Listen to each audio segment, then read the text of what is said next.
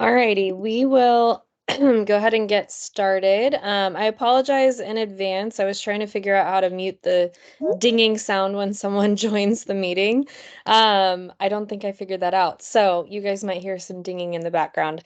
But my name is Kimberly Holder. I am the Director of Marketing at InfiniTALKS. On behalf of all of our advisors and staff, we want to say thank you so much for joining us today. Um, we are really excited about this topic. It's something that gets brought up a lot with our clients, and so we just feel like it's very timely, and hopefully you guys get a lot of value out of this. This is one of our monthly InfiniTALKS. So every month we host a virtual or in-person event, usually educational for you guys, and we have a great lineup for this year. I sent an email out yesterday announcing that we have a new website. So, Kaylee, I'm going to go ahead and share my screen now. All right, can you guys see that? We can now. Okay, awesome. So this is the events page on our website. So if you visit our website and you hover over About, you can click on Events, and then you can see all of our upcoming events here. So we have our cybersecurity event today, and then next month on February 21st, we have our annual economic update. We have some really awesome events for March, and then we're going to host another women's event in April. So stay tuned for announcements on that. I seriously cannot tell you how awesome our events are going to be this year. I'm really excited about it. So stay tuned, keep an eye on your email, and Jack, I'll go ahead and pass it off to you. Thanks so much. For those on the call who may not know who I am, my name is Jack Evans. I recently joined InfiniTALKS in May of 2023 as an Associate Wealth Advisor, and I'm thrilled today to be the moderator on the conversation on cybersecurity. And today we have Kaylee Gerst with us from Commonwealth. And before I go into her biography and what she does, I wanted to explain a little bit about our relationship with Commonwealth. So even though we are independent financial advisors, independent contractors, Commonwealth serves as our broker-dealer and provides us help in a number of areas, including regulatory guidance, making sure that we're complying with the SEC and other regulatory bodies, investment research, and then, of course, technology-related areas like cybersecurity as well. So with that, I'm going to give a short bio on Kaylee and then pass it off to her. But Kaylee began working at Commonwealth in November of 2017 as a contractor on the information security team. Her current role is Security Awareness Training Specialist. And in her current role, she leads the Security Awareness and Training Program, which involves creating, updating, and communicating educational pieces and trainings to safeguard sensitive information across the Commonwealth community. So I'll pass it off to Kaylee now, and then at the end, I will moderate the Q&A session once she is done. So with that, have at it.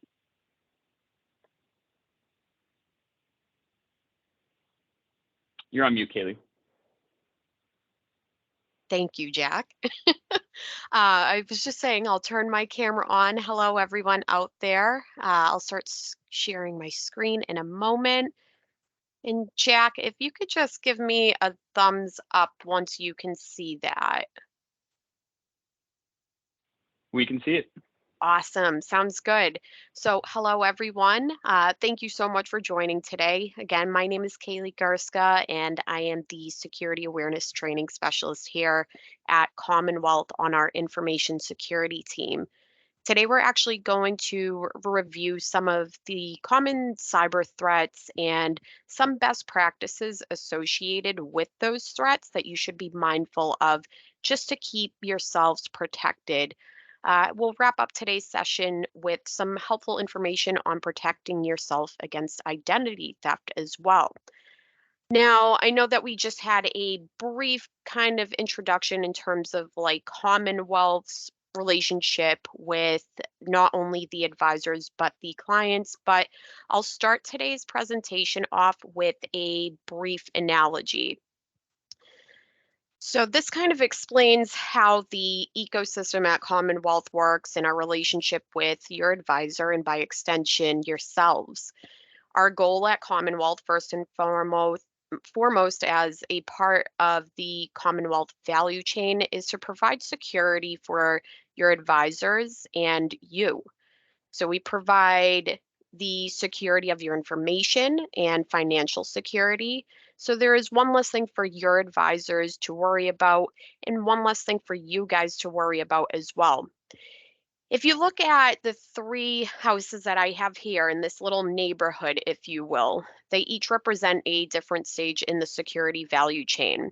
Starting with Commonwealth, here we have the house on the left side. This is the house that has all the cool specs. We have, all the security equipment. The advisor offices we support are in the middle there. You'll see that they may not have as many cool things going on at this house, not as many technologies. And then you all right here on the right, the clients.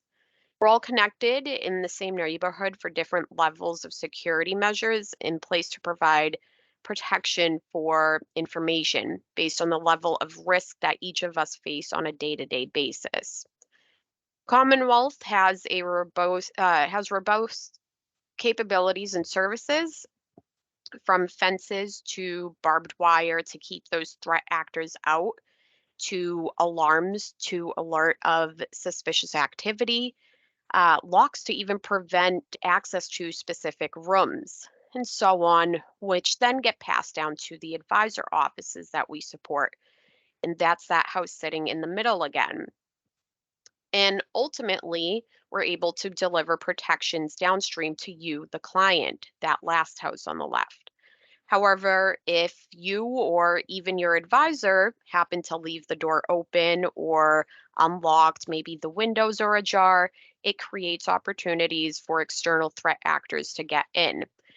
In short, to kind of wrap it up, Commonwealth provides your advisors and their staff with the safety tools and resources to protect themselves and your information.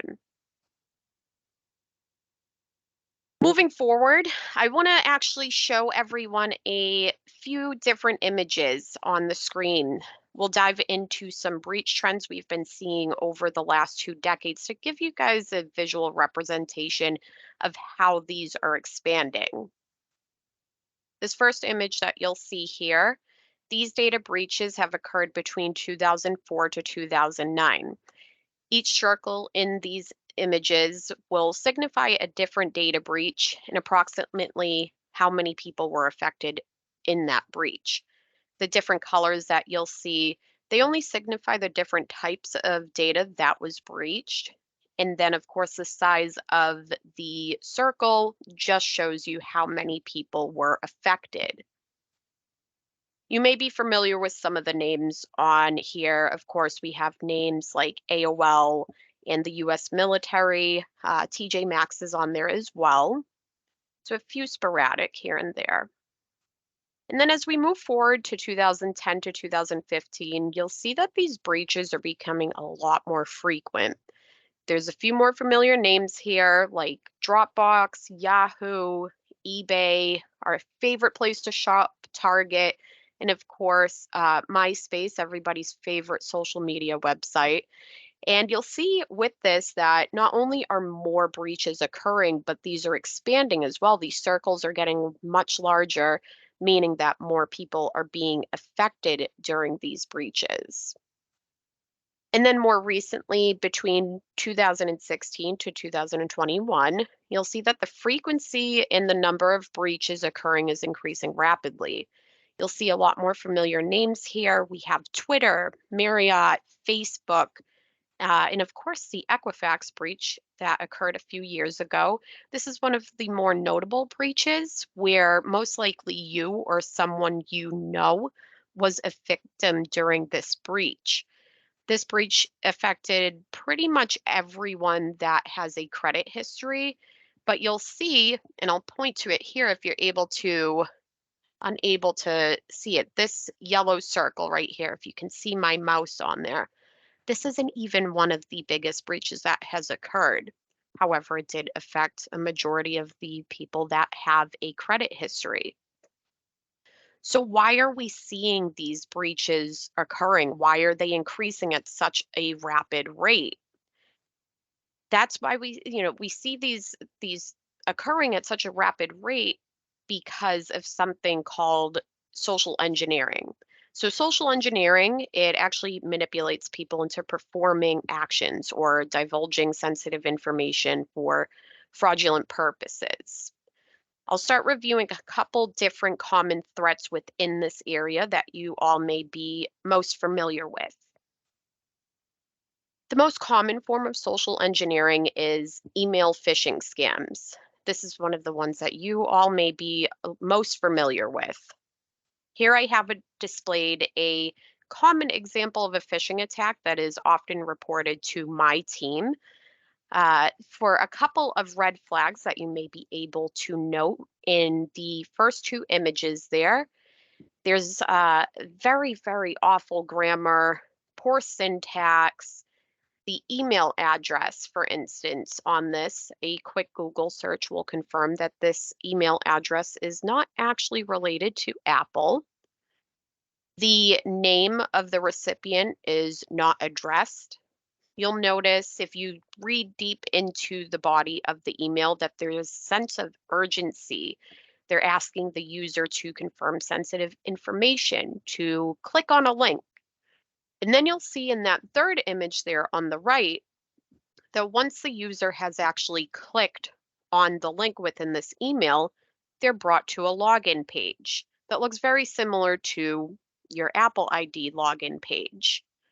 However, if you look at the address bar, you'll notice that the URL that it has been brought to says something like serveblog.net, right? So this doesn't necessarily relate to Apple. It doesn't relate to anything that you may be familiar with. So it's important to kind of be wary and mindful of red flags within the body of an email to really understand, is this something I'm expecting? Is this the way that this person would normally reach out to me? And then further, let's say you're in a rush, you do accidentally click on a link, right? And you're brought to a login page. This would be the time, of course, to confirm that you're on the right page. Take a look at that address bar. Make sure it kind of aligns with what you're familiar with. And then kind of to even take it a step further, if you're just not sure, if you get an email like this, whether it's from Apple, your banking institute, maybe your social media profile, anything like that, go to the website that you're most familiar with instead of clicking on a link within that email.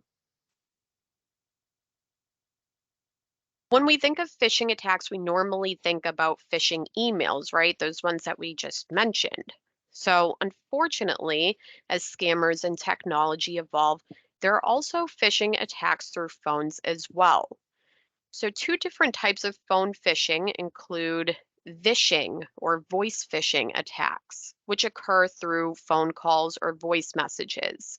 Now, this attack has actually been around for a very, very long time. However, they are increasing as technology increases. So, consider those phone calls you may get, maybe from the IRS demanding that you owe money and you need to pay it now. We need your sensitive information unless you want to get in trouble. But even things like loan forgiveness, they'll call you and pretend that they are offering you loan forgiveness or debt forgiveness, anything like that. Taking it a step further, though, as I mentioned, with all these technologies, increasing and getting more sophisticated, we also have smishing attacks. Now, this is a silly word. However, this stands for SMS text message phishing. So again, it's a silly word, but it's a mouthful if you go the opposite direction. So these attacks, of course, happen through text messages, similar to what I have displayed here on the screen. So normally these will, reach out to you through text, alert you that your access to your bank account has been blocked, or possibly a more familiar one that I see happening most recently is a UPS parcel is at our warehouse. We can't deliver this right now. We need you to confirm some information for us. They provide you with a link. You go ahead and click on it, and then you're tricked into providing sensitive information to those scammers. So with these, a lot of people, I like to mention this, a lot of people do think that with these text message scams that it's okay to click on these links.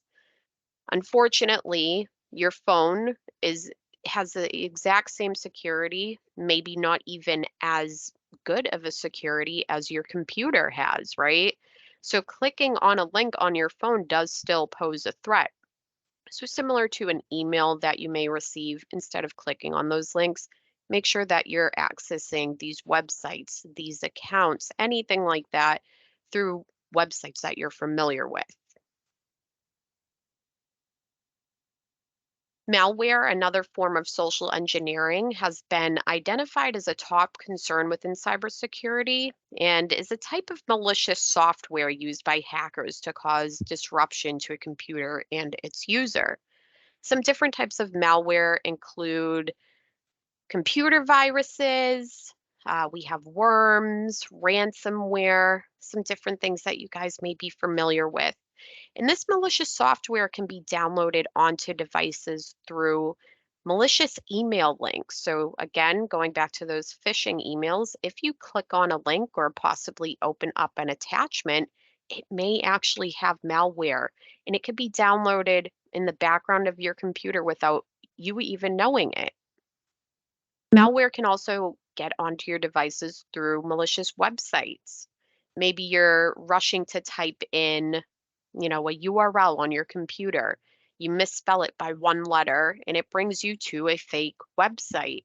This website, just accessing it, may cause a download of malware onto your machine as well. Going back to those text message scams, like I said, the security on your cell phone is similar, maybe not even as up to speed and as secure as the one on your computer. So clicking on those malicious links can also download malware onto your personal devices, so cell phones, tablets, anything like that. And maybe not as used as frequently in these days, but USB drives. So consider, something that you may find laying on the street. You may pick it up. It's a USB drive. Maybe you're curious to see what information is on there, whose pictures are on there, see if you can get it back to someone. Unfortunately, this USB drive may hold malware on it. So if you plug it into your device, it will automatically be installed onto the computer in the background. Again, you won't even know that this is happening. So it's a little tricky. So my best word of advice in a situation like this is please do not plug in random devices into your computer. If you have a device such as a thumb drive, even a CD-ROM, anything like that. If you're putting that into the computer, ensure that you know who it's coming from, that it's from a trusted source. Ransomware falls under the category of malware. For those who are unfamiliar with this term, it is a form of malware that's installed onto a user's device. And once downloaded, the user is then asked to pay a ransom to gain access back to their files. Ransomware attacks, they're on the rise. They're actually a major concern that is projected for the years to come. In 2023, ransomware was considered one of the biggest threats that we are seeing in the cyberspace. And the biggest problem with ransomware scams is that even if you do happen to send payment to gain access to your files again, access to your data may not always be restored. So for this reason, the FBI and many organizations, they do suggest to not pay a scammer in these situations. However, if anything does ever come up as part of Commonwealth's relationship with your advisor as well as you all, we can always help support you in these situations. So if anything does ever happen, you can reach out to your advisor who will then reach out to the information security team at Commonwealth to help walk you through this. And finally, as a last example, we do have advanced technologies, of course, rising. So I won't go into too much detail about this specific threat because it is a pretty hefty one. But with all these advanced technologies, we're also seeing more threats emerging and evolving through the use of artificial intelligence, or AI. So, of course, AI has its advantages, maybe to help you draft out emails or even generate some interesting photos of yourselves, friends, and family, right? However, with AI, there is also concerns regarding how advanced its capabilities are. AI services, they can generate codes for advanced malware attacks. Their coding, of course, is only improving, so these capabilities are becoming a major concern. There are privacy risks that can occur, such as chat history possibly being leaked, meaning if you submit any sensitive information while you're speaking to an AI chat, this information could potentially be hacked into and obtained by malicious actors. Data manipulation can also occur. And one of the more recognizable threats is impersonation. So consider Harrison Ford's most recent role in Indiana Jones and the Dial of Dynasty, and the convincing de-aging effects that they were able to place on Ford's face, right? Not only are these concerns regarding impersonation on videos or photos, but there's also risks of impersonation through voice as well. So it comes as no surprise that with these advances, AI is now being used in virtual kidnapping scams, for instance. So a client, a person may receive a call. The voice on the other line of that phone call may sound like someone they know, saying they've been kidnapped and they're being held at a ransom. This is becoming more popular in the news. You'll see a lot of people, normally, if they get these calls, they are able to actually take a second and then call the person on the phone number that they're familiar with to verify that was not me. I did not call you. This can even happen, though, with yourselves, possibly. There may be fake client calls to financial services where calls will sound as though they are coming directly from clients. And as I said, there's a lot of advantages to AI, as of course as this is evolving. However, with this evolution, there of course will be a lot of evolution in terms of threats. This is why it's so important to just be familiar with different best practices surrounding cybersecurity. So a lot of best practices related to all of the scams that I just mentioned, they do cross paths and overlap quite a bit, but it's important to keep these in mind while you're handling sensitive information, accessing any of your accounts, and just doing general day-to-day activity. Most importantly, I'll go into malware infection first. So, some good key tips to take away to avoid malware infection, of course, is to keep your browser up to date. This helps fix any vulnerabilities that may be on your browser. But this also includes just general operating systems or application updates, anything like that. We tend to usually brush these updates off until the end of the day or keep delaying them because they always seem to come up at the most inconvenient times. However, once you update these systems and these devices, any vulnerabilities that there may have been are now not at risk at being exploited by these malicious actors. So instead of putting those updates off, make sure you're performing those as soon as you get those notifications. Of course, you want to make sure that you're not clicking on any links or opening those email attachments without verifying who you're communicating with first. Make sure that they sent you that email. Make sure that they know where that link goes, where that attachment will, go. All those things. So make sure you're verifying who you're communicating with. Also, make sure that you're not downloading software from any untrusted sources. Make sure that if you are downloading anything from the internet, that it's from a secure source. Check the ratings, check the company information, and make sure that this is something safe before you go ahead and download it. And of course, as I mentioned earlier, avoid plugging those random USB removable drives, anything like that from untrusted sources. We've reviewed some of these items already. However, I want to reiterate some of these and make sure that you keep them at the forefront of your mind, of course. Again, these are something that you can use in all of your personal devices, even if you're working and you have work, information that you need to keep secure. You want to make sure that you're using strong, complex passwords. So these passwords, of course, they should not be reused. The same or similar, even passwords should not be reused across multiple accounts.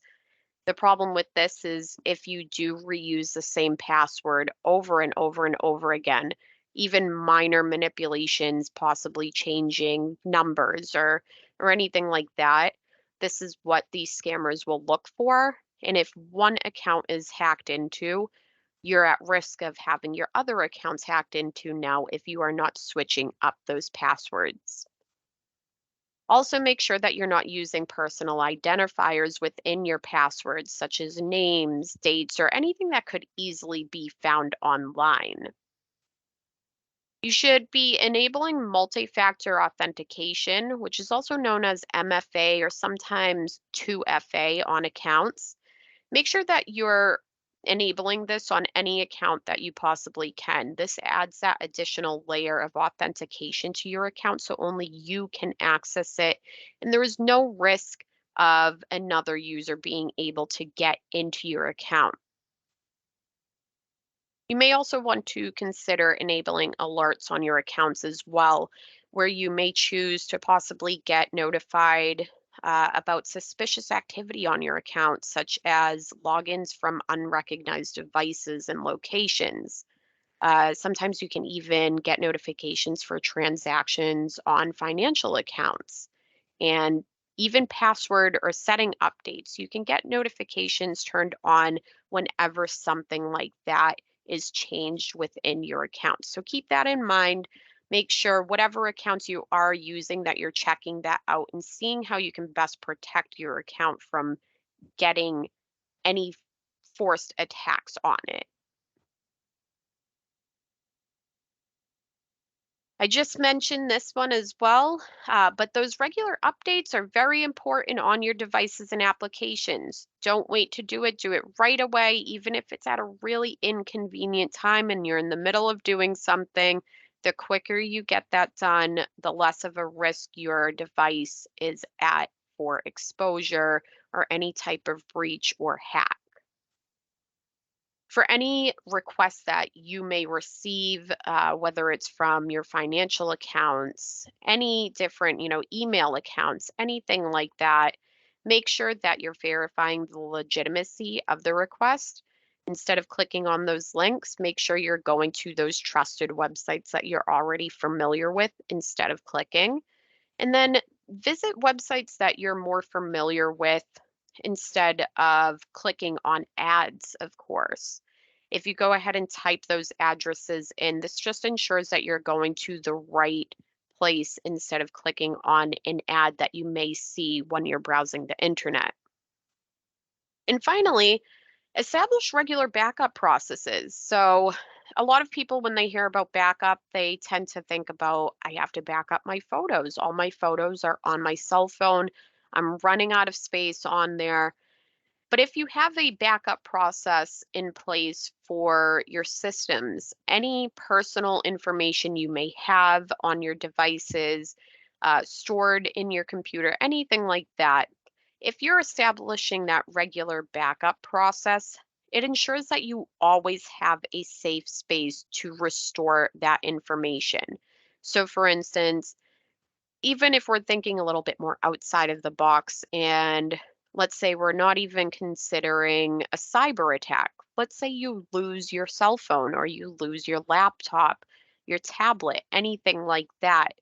The great thing is that if you have backed up your information previously, you'll always be able to restore it and possibly even wipe out the information on that lost or stolen device. Same goes by extension into the cyberspace, though. If you have all of these different things backed up in the event that there is a ransomware attack, you'll always be able to gain access to your information. So if your information is being held at ransom, you at least already have it, so you technically do not need to work with that hacker. The scams that I did mention earlier, they can ultimately lead to identity theft, which, depending on the severity, can be an extensive process to recover from, of course. Some steps that you can take to prevent identity theft may involve creating a My Social Security account. This account is ideal for folks over the age of 65. However, it is actually available for everyone. So, creating this account will prevent cyber criminals from accessing any Social Security benefits that may be under your name, and it will further prevent cyber criminals from creating an account under your name and filing any false claims. Additionally, this account will allow you to request replacement Social Security cards and manage any benefits that may be under your name. This is also a very good option for children as well. Children and elderly are the most commonly attacked users. So being able to kind of track this and prevent possible disruption to services is a great way to make sure that identity theft is not occurring. So placing a freeze on your credit is another great option to prevent identity theft. A credit freeze, it is free and it must be filed with each credit bureau. They're quick to lift in the event that you do need to apply for a new account, such as a credit card or a car loan, a home loan, anything like that. Credit freezes, they don't affect any of your open accounts or credit scores, and they're available for everyone, including children, which is fantastic. Again, another preventative measure that you can take for any, family members, children that you may have that are young and vulnerable to these identity theft attacks.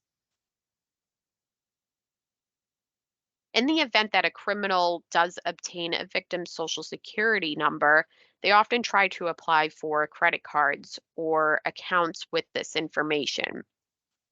If the victim does have a credit freeze, the application submitted by the criminal will immediately be rejected. However, if you do not have a credit freeze, the criminal would be able to obtain a new account under the victim's name, ultimately negatively impacting the user's credit score and possibly even other accounts that the user may have. When you're applying for a new account, or in this example, let's say an auto loan, you can quickly lift a credit freeze using a PIN that is provided to you once you put a credit freeze on your accounts. At this point, the creditor will have access to your credit history to move forward with the application without any issues. And then once approved, you can then quickly freeze your credit report again. Again, very simple and quick task that you can go through. To obtain a credit freeze, it's very easy and simple. All you have to do is actually contact each of the credit bureaus, either by phone, mail, or accessing their respective websites. This ensures that a criminal cannot access your credit score and history with any of those credit bureaus. So Equifax, Experian, TransUnion, what you would go ahead and do is contact each of them. That way, those cyber criminals cannot access your credit report with each of those members. Additionally, you should take extra care in protecting the paper in your life. So consider banking statements, checks, even medical statements that you may receive in the mail. Basically, any paper that may have sensitive information on it. Any of these paper documents, they should be stored in a secure location, whether in a lockbox or a locked filing cabinet. Any outgoing mail that you must send with sensitive information on it, it should be taken directly to the post office. This just eliminates any risks of dropping it into the mailbox and possibly having it stolen. And then, of course, reviewed by that person who stole the mail.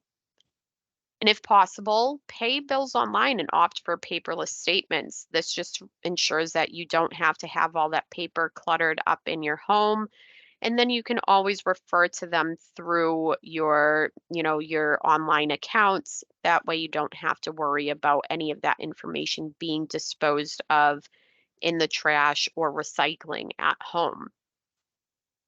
When you are writing checks, make sure that you consider using a gel pen.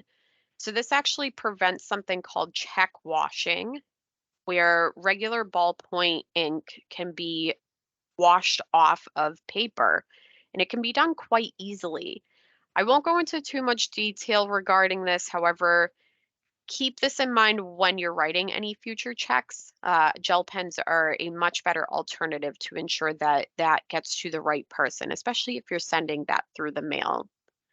And finally, before disposing of any paper with sensitive information, again, checks, banking information, medical information, tax information, anything like that, all that sensitive information, please use a shredder.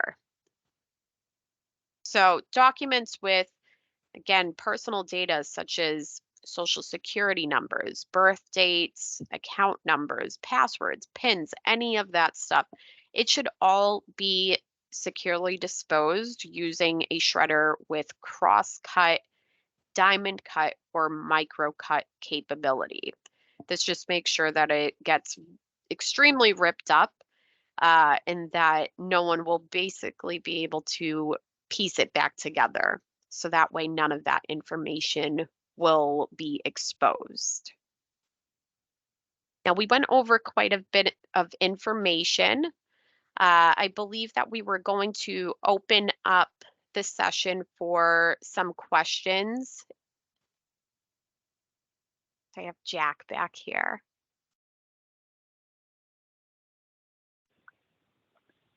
Kaylee, great job. Thanks so much. I know I was scribbling down a ton of notes, and I think it's important to keep in mind, well, we don't walk around scared about a breach. It just pays to be prepared. And so with that, if anyone in the audience has questions, happy, I think everyone is unmuted now. So if you want to ask a question, just take yourself off mute and feel free to ask.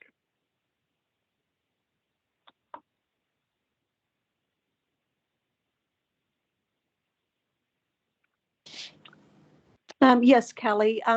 Is there a particular identity theft company that you recommend going with, like Aurora or Xander or LifeLock? The ones that so LifeLock is one of the companies that we typically refer users to go to. I know here at Commonwealth, we do have a risk team that actually has quite a few recommendations, of course, depending on the severity of, whatever may happen.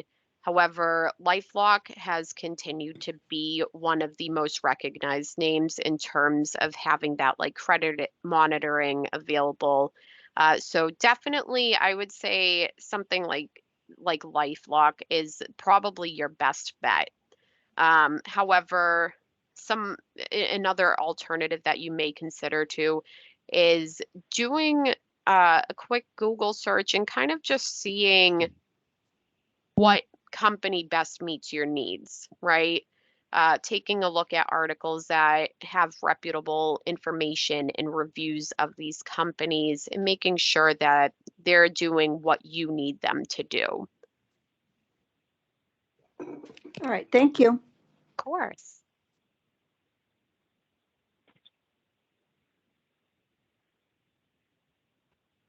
This is Tim Lambeth, and I have a question.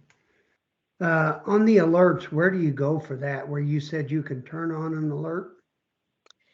Yes, I'll actually go back to that slide. So if you are, so for the alerts on different accounts, right?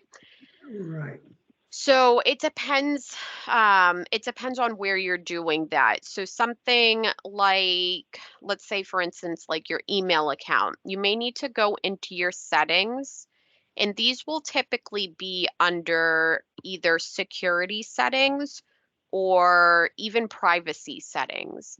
So it does vary from account to account, whether it's your email, whether it's your banking account, anything like that. It does vary. So usually on each website, depending on which account you're working with, you'll be able to locate it within that security or privacy settings. Okay, so you have to do each account then under each one? Yeah, and just to clarify, this is for those like the alerts regarding like suspicious activity on your account, correct?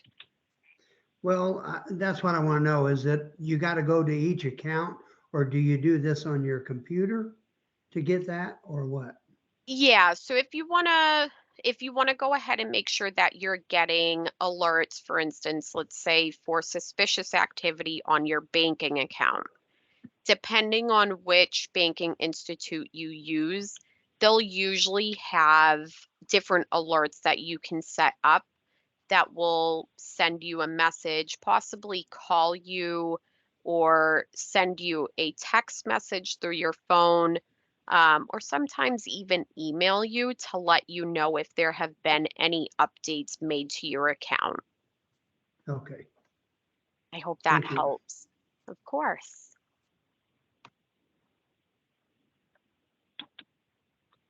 Perfect. And Kaylee, I actually was in a situation where my social security number was at risk. And so instead of freezing my account, I actually put a flag on it. Could you talk about what separates flagging your accounts from the credit bureaus as opposed to freezing your accounts? Yes, so I do know that there are a couple different options, and I know especially when it comes to like social security numbers or anything like that. Um, so we have credit freezes as well as oh, the name is escaping me right now, but it's basically a flag jack, like you said.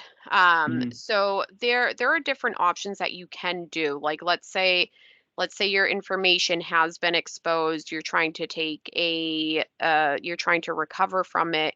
Let's say you're trying to prevent anything from happening.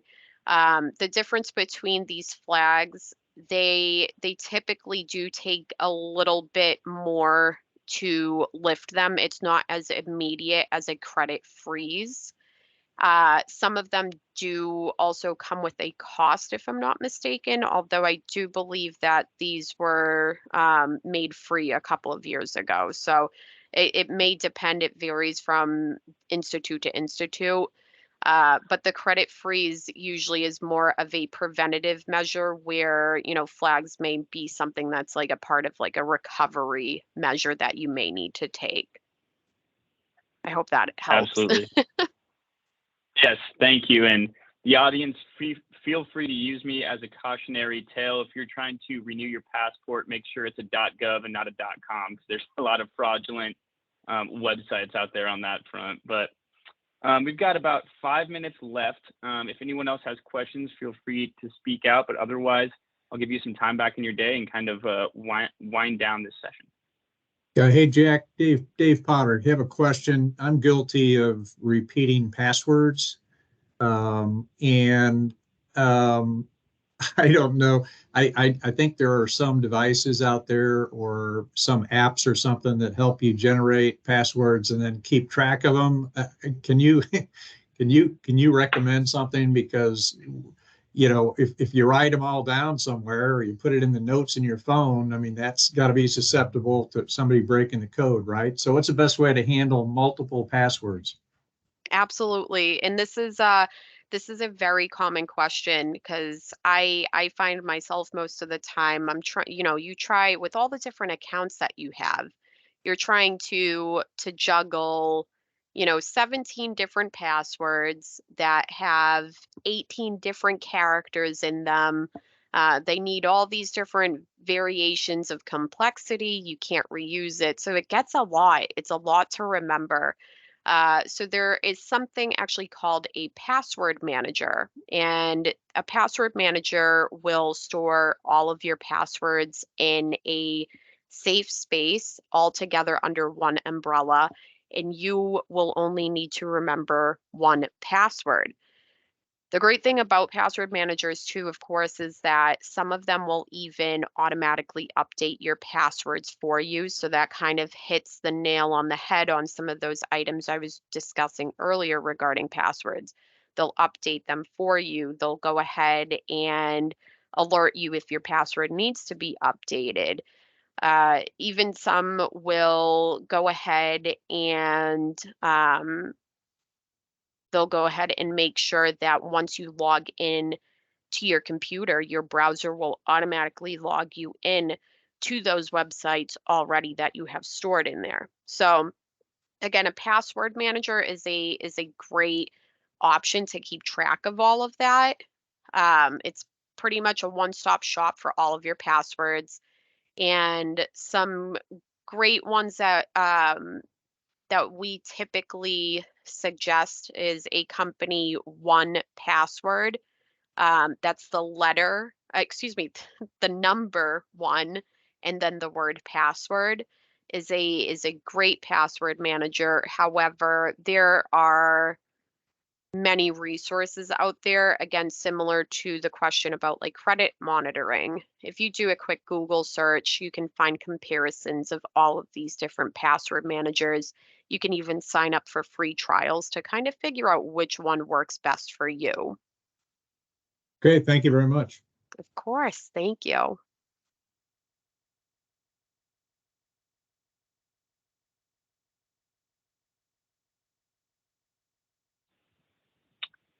Any other questions?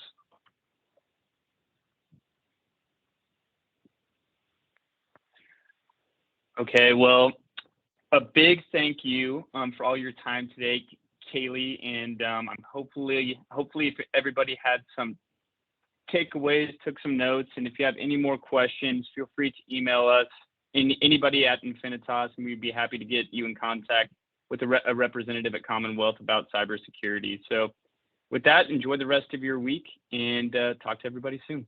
Thanks so much. Thanks, everyone. Thank you. Thank you.